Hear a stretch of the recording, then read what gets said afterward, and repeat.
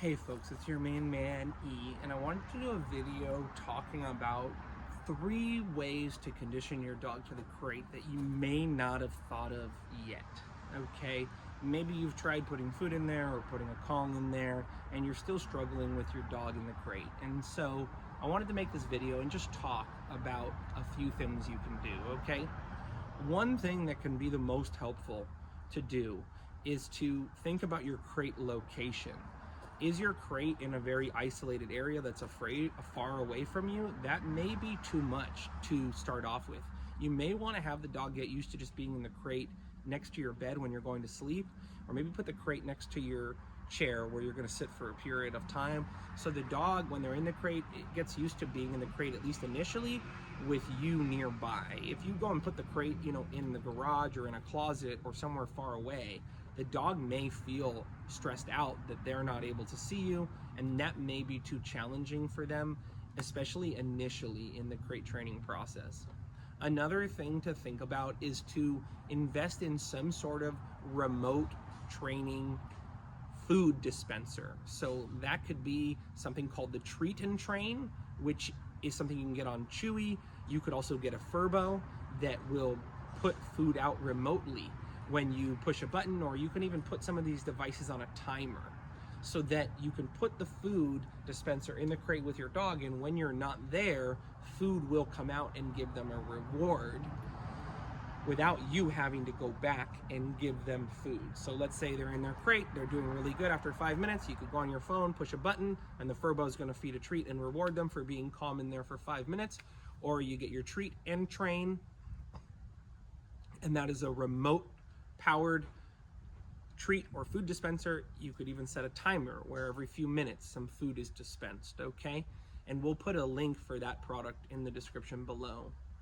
Another thing to think about is, how is your dog going in and coming out of the crate, and how are you interacting with them when they're in the crate? Ultimately, I want my dog going into the crate calmly and coming out of the crate calmly. If they go into the crate with a lot of intense energy, they may be carrying that intense energy into the crate. Or if they come flying out of the crate may be a place where they are building up a lot of frustration, and they're anticipating that they're going to come rushing out of the crate. And that reward of coming rushing out of the crate is going to be something that they're looking forward to with a lot of anticipation. So what you want to do, and we'll demonstrate with Nessie here, and in this case we're just using a slip key. You're going to open your crate door. Let's go. You're going to have the dog come out calmly, and when they come out, rather than let them go wandering off into the sunset or get them all riled up, you're just going to stay calm with them for a moment after the crate is open and after they've come out of the crate. Alternatively, you can even open the crate door and just wait patiently with them for a while, and once they settle, then let them come out of the crate.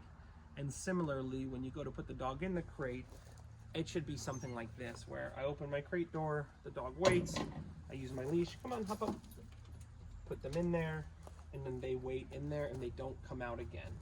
So then I close my crate door, I open my crate door, I grab the leash, wait, I explain that only coming out of the crate, listening to me, and calm and attentive, that's the only way this is going to work. Wait for a little bit of eye contact. Let's go. Good girl. And you could see where she came out and was a little bit, whoa, I'm going. I just stopped her with the leash. She sat down here and we're resting. So those are 3 things to think about, folks.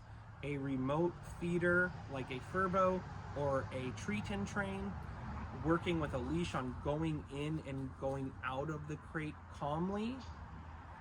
And lastly, thinking about the location of your crate.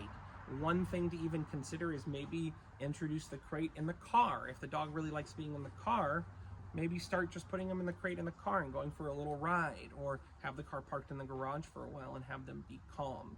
So these are some things to think about. I hope that this helped you in your journey to condition your dog to the crate and have success if you've been challenging. If you ever need additional help, we're always here to help at followtheleadercanine.com, where you could find blog posts, my poetry book that I've put out. And also you can find us on social media elsewhere, Follow the Leader Canine, where you can look at training videos and examples that I have of this type of work every single day that I'm putting out. Remember, as always, we don't blame them, we train them. And of course, if you like this video, you do all the nice things you do for somebody like myself that made a nice video for you. Your dog's so lucky to have you, and we look forward to seeing you at our next training video. Look out for our video talking about solving crate training problems if you've tried this stuff and you're still struggling with your dog in the crate.